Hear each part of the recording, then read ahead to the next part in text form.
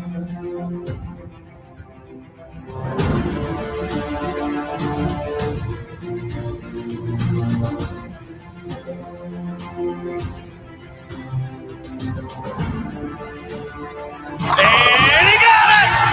is it! He missed it! There it is, second U.S. Open. Yes! Yes! Yes! Yes! Piece of history, young man. You better believe he did it! For the title! Got it! The 10. Big strike for 5.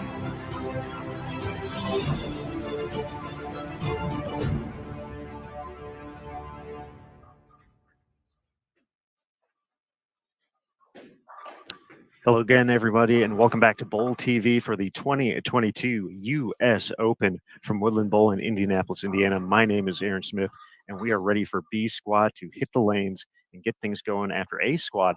Got their 8 games out there on our 45-foot condition for day number 1. E.J. Tackett leading the way, averaging more than 224 to earn the top spot in A Squad. Will anybody get to his number? We're going to tune in and see. That's going to be the fun part for us today. So before we get to the lanes, I want to take a quick second to introduce my broadcast partner here for this round, Emil Williams Jr., who's joining us from Chicago. So let's bring him into the broadcast. There he is, EWJ. What's up, my man? Hey, Ron. How you doing? I'm doing all right. How are you? Hey, I'm well. You look great. I got a chance to see the Open for the first time today, so I was like, first I was like, oh, and then I was like, oh, this is serious. It is indeed the U.S. Open. So let's do what we do. Absolutely. With that, let's get to the lanes, and then we'll talk a little bit more about everything going on here. But pretty awesome opening pair we're going to take a look at. We got Anthony Simonson, Wesley Lowe, Ryan Simonelli, a past champion, DJ Moore, Darren Tang, and 5-time U.S. Open champion Pete Weber. So you really can't start off better than that. So let's go. Let's get it. I would say that's a good place to start. As we get underway here, do want to say hello to all the folks watching on bowltv.com. We're also simulcasting to Flow Bowling, so big hello to all the folks watching on Flow. And then here for game 1 on Facebook and YouTube as well, streaming for game number 1. So we hope you guys enjoy the show. But if you want to watch the rest of the block and the rest of the action throughout the course of the week, head on over to bowltv.com, pick up a subscription to watch. You can watch every pair and play here at the U.S. Open.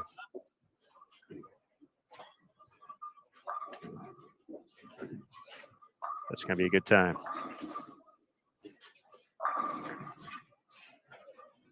As we get into B Squad, A Squad, kind of a little bit of a slower scoring pace than we expected after the practice session. Thought we might see a few more big scores sneak in there, but E.J. Tackett, the only player to average better than 220 throughout the course of the block, had a big 275 in game number 4 to take the lead. He never let go of it after that. Finished at plus 193. Sam Cooley fired the front 10 in the final game before he was stopped by a stone cold 8-pin, which was just not cool whatsoever. But that game pushed Sam to plus 148 to move into second place. Daniel Farish, a very steady day, plus 133 in third. Brent Boho, another player who had a really nice overall block, plus 127. Then rounding out the top 5, Jason Sterner and Jason Belmonte tied at plus 100. So a total of 6 players, 100 or plus 100 or higher in the opening block. Rest of the top 10, Francois Lavoie plus 92, Michael Davidson plus 79, Dom Barrett plus 70, and then Patrick Dombrowski plus 61 on our 45-foot condition. The longest pattern of the week. Yeah, I saw you mention that a little bit earlier, Aaron, or I should say before we got on the air. And, obviously you guys were there for the practice sessions. And, someone like myself who, got a chance to briefly take a look, but really could only take a look at a graph. And obviously the first thought of the graph was, what's happening when you look at that pattern. but getting the chance to listen to a little bit of the broadcast earlier today, and watching a little bit. Yeah, I heard EJ mentioned a lot of wrap tens early on in his block, and then things kind of started to settle down, and he was able to settle in as the block went on today as well. I saw some situations where if a player missed right early, you could miss the head pin. Missing in was not a good opportunity or a good idea. Also, it looked like from what I saw, that those sentiments echo what you were able to see in person this morning.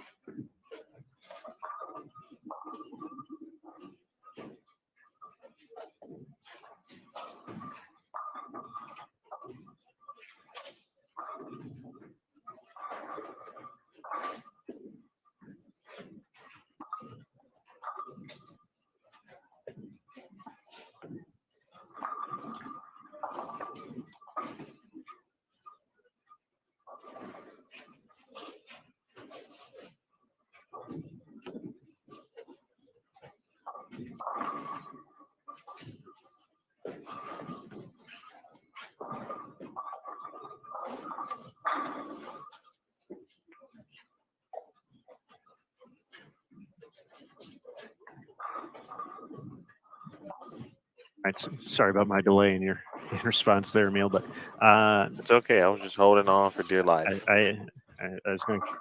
I was curious to see how long that would last for, but my apologies on that. But yeah, it was.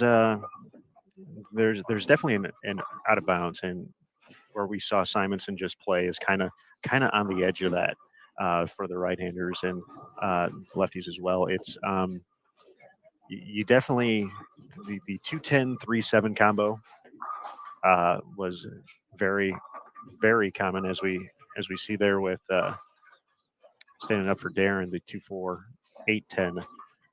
Saw a ton of those throughout the practice session, and saw that again throughout the course of competition during A squad. But the whole net wasn't necessarily built into the pattern just yet, and as you can see with Pete there, you still have to keep it in line. Otherwise, you're going to pay the price like that. One of the things we were concerned about during the practice session was once the left-handers are starting farther right than they're used to, the left-handers are starting farther right than typically what we see. So the right-handers are going to get there pretty quick. We saw the big jump in games 3 and 4 for most everybody outside of Daniel Farish, who has a pretty low rev rate overall. So everybody was able to kind of jump in pretty quick, and then it was interesting to kind of see how it developed for the left-handers. We didn't have too many lefties on that squad. Matt Sanders finished strong. He was hanging around even all day, and then posted the front 7 the last game. So he got to plus 55, but yeah, overall seemed pretty touchy to start. Once players moved in, they kept moving. They didn't stop. A few players not quite full lofting the gutter, but brisking it over the gutter caps to get to 6th arrow for some of the guys with the bigger rev rates. So that's kind of what we saw throughout the course of the block.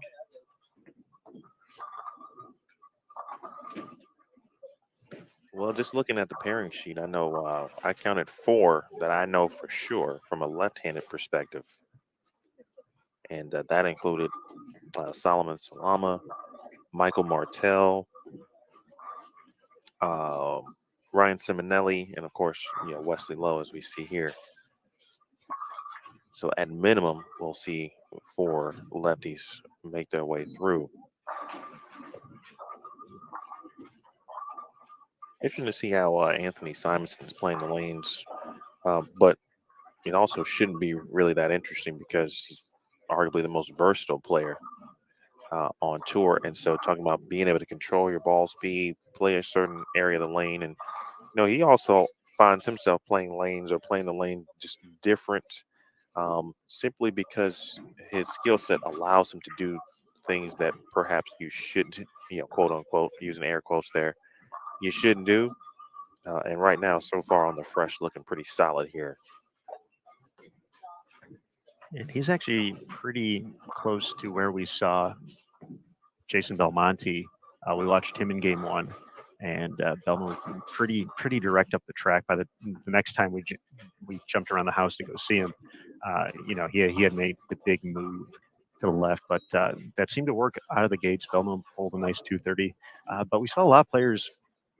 We saw some handful of 230s, 220s out there. We really didn't see the scoring pace pick up though until game 3, with mentioning EJ and that, or game 4, excuse me, with EJ firing that 270 game, and then it looked like the chance for the 250, 260 look kind of opened up closer toward the end of the block. But in the early going, a lot of 220s, a lot of 230s out there. It was just tough to put the long strings of strikes together.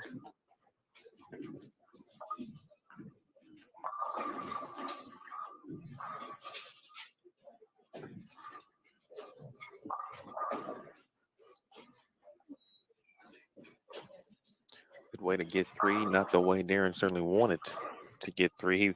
He was looking for a spare, obviously, in that situation. A little triple to 10 there for Simo to start.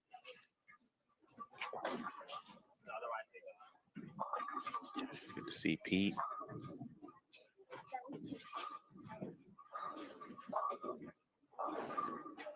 But he has continued to have this on his competing schedule, although he is not doing this thing on this tour full time, but still will bowl, I think, several majors, obviously the US Open. Icons in certain events, obviously, you hope to see them bowling, and here he is.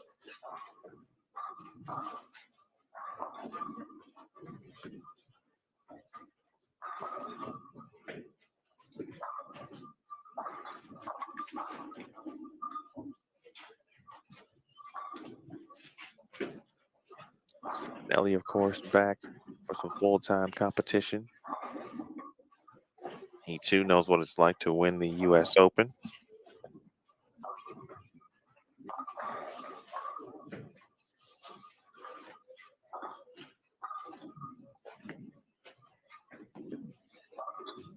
Hello to all the good people watching. As Aaron mentioned, across we got plenty of platforms, at least for game 1, certainly. Sport Bowling USBC Facebook page, the Bowl TV YouTube channel, of course, bowltv.com, and Flow Bowling. So appreciate you tuning in. Hello to JP, Eddie, and $2 himself. What's up, Phil? Phil's been taking care of business as of late, so doing a lot of great stuff out there as well.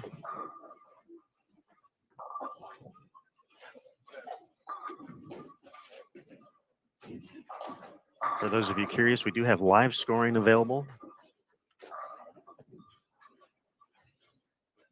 In case you want to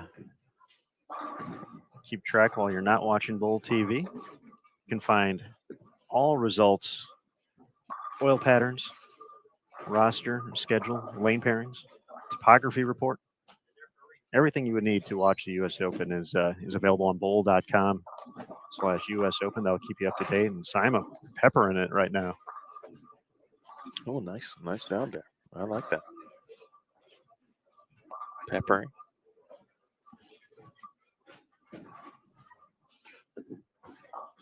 It's with the ball speed guy. That's how Are you a dab of pepper kind of guy?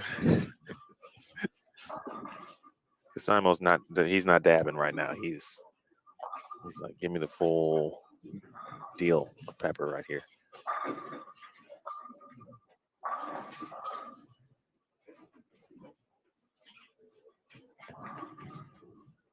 Simo was the runner-up at the 2020 U.S. Open to Jason Belmonte.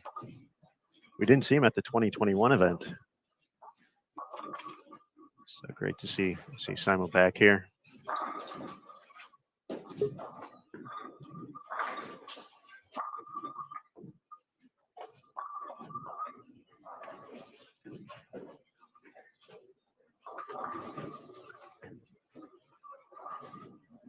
Darren Tang, fresh off a win at the Team USA trials, earning his spot on Team USA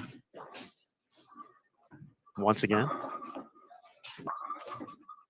Still trying to find that right look, though, here in the early going. It's covered by Pete. Textbook. PDW. And then, of course, yeah, you watch Darren Tang's ball just wrap a 10. DJ Moore was just on that lane, and you saw his ball, of course, go 10 back. And the subtle differences of entry angle are very evident on those two shots. I was able to get a good view. And one thing to note for this week, along with in talking about Woodland Bowl, there's been some tougher carry here over the years. It's been a great tournament host for forever, basically. So shout out to the whole Royal Pin family, Jim Doty, a Hall of Famer, and deservedly so, for all of his work on the PBA side and hosting events over the years. But Nick Hoagland mentioned that we got basically brand new pins this week. So not only you got some of the most demanding conditions on a professional circuit out here, but you got some new pins trying to knock down. He described them as logs. Yikes. So he said, probably not going to see a ton of messengers this week. We saw a few. You know, those 500 plus rev rates are still going to mix them up a little bit, but not going to be quite as lively in the pit as we've seen at some other events. So be sure to keep an eye out for that, and that'll become a kind of a patience question as well as the week progresses. And if you're content with a couple of 9 spares when they're getting tough, or if you really feel you need to risk to make a type of move that will, hopefully not have what just happened to Ryan Simonelli, have wobbling 7-pin and having to make moves off of that. So definitely one of the things to kind of keep an eye on throughout these first 3 patterns is kind of the risk reward of being aggressive out here, knowing that carry may be a little bit tougher as well. That's a very good point, Aaron. And obviously, when you get to day 3, when you've got to do what you got to do in some instances, and there will be plenty of individuals who will be in positions to have to take risks because of where they will be in the standings. But yeah, that's a great point. It always comes into play, certainly at every event, but maybe the bullseye, if you will, the spotlight, because it's the U.S. Open and everything that comes along with that. You may have to take some risks. You probably will have to take some risks, and then how do you do it based on whichever pattern that particular day you feel like you need to make something happen. It could be tomorrow for some players, especially if it's a pattern that they feel like is more favorable of the 3 for them personally. Then obviously day 3 will present its own challenges, not only with the pattern, but of course with the cut looming as well.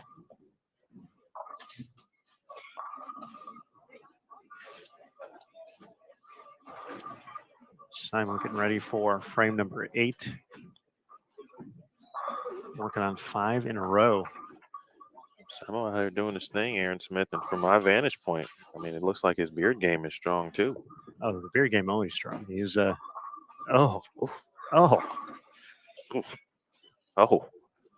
Hashtag team no 9-pin. No, the beard game is strong between him, Curtis, and Jason Thomas. We have a great variety and distinction in beard this week.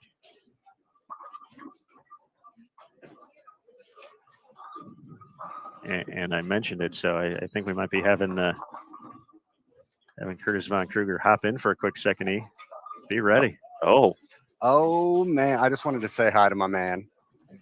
KVK, how you doing? I'm doing wonderful, Emil. Thanks for calling this. You are much more qualified than me, sir.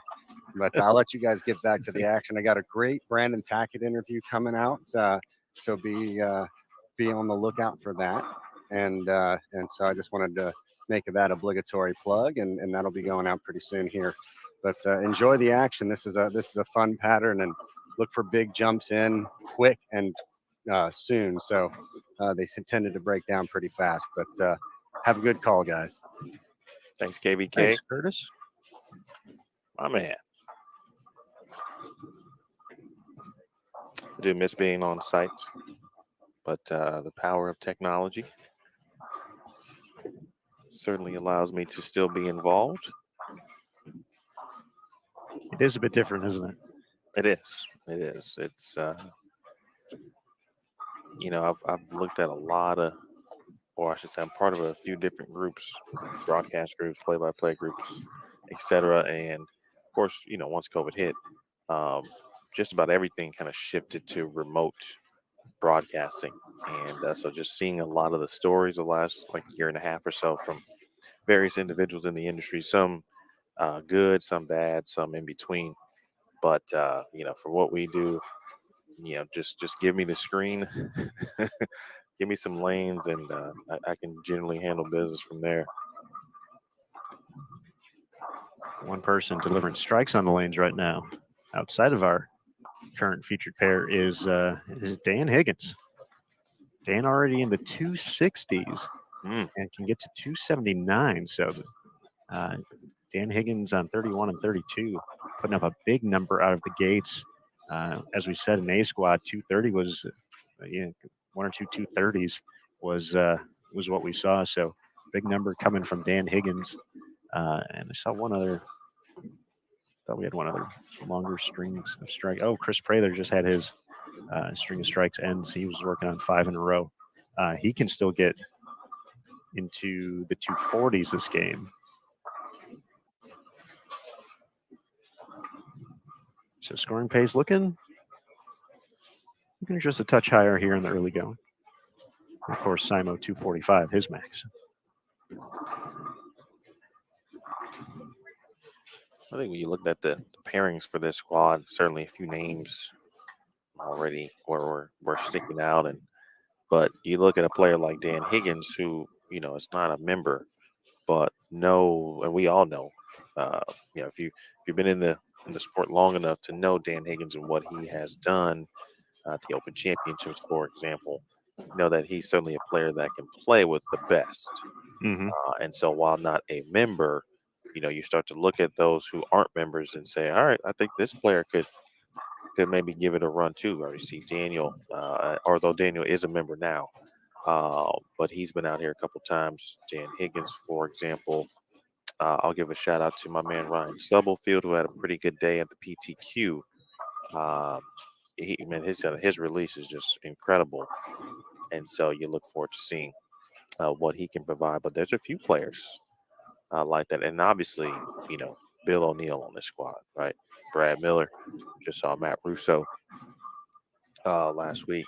Ronnie Russell, obviously Kyle Troop, reigning player of the year. You mentioned Chris Prather, Sean Maldonado, Marshall Kent.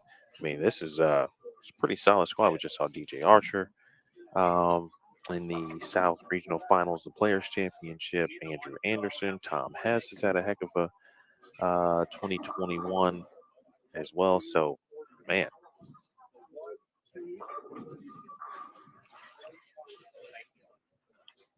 Oh, indeed. And there's names that is left off. Not intentionally, but you don't find a bad cross here. No.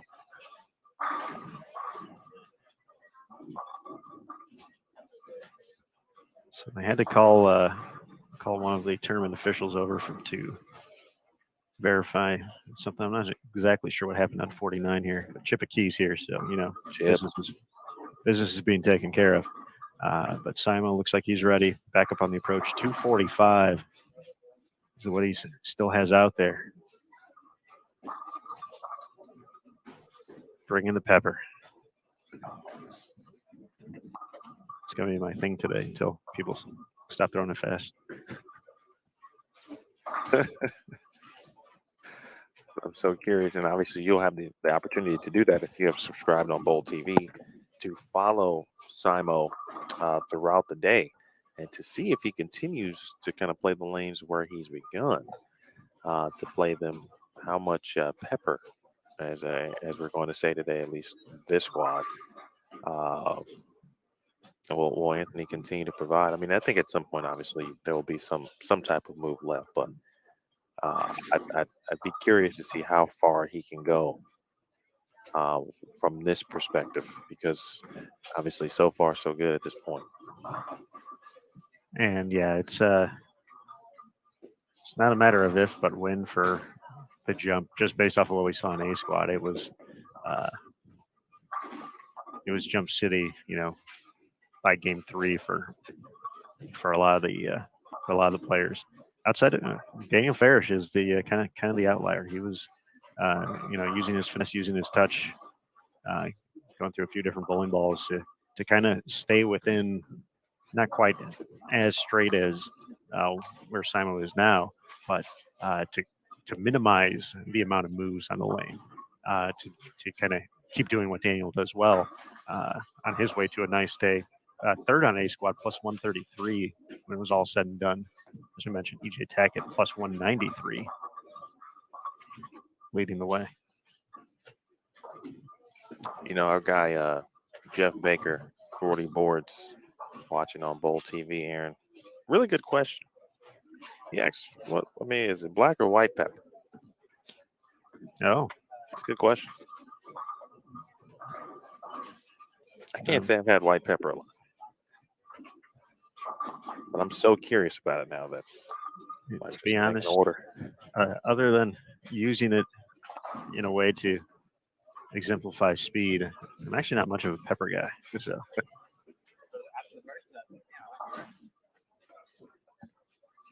Well, suffice it to say, Aaron, I think we've got both of those entities covered, because you and I on this respective broadcast.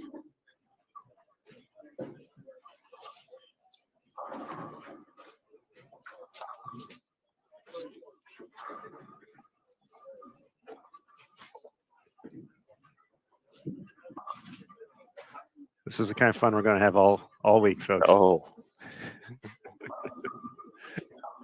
Even better for my newfound man dome. As we wrap up game number 1, just a reminder for the folks who are watching on Facebook and YouTube, we're going to be moving the stream exclusively to bowltv.com and Flow Bowling as well.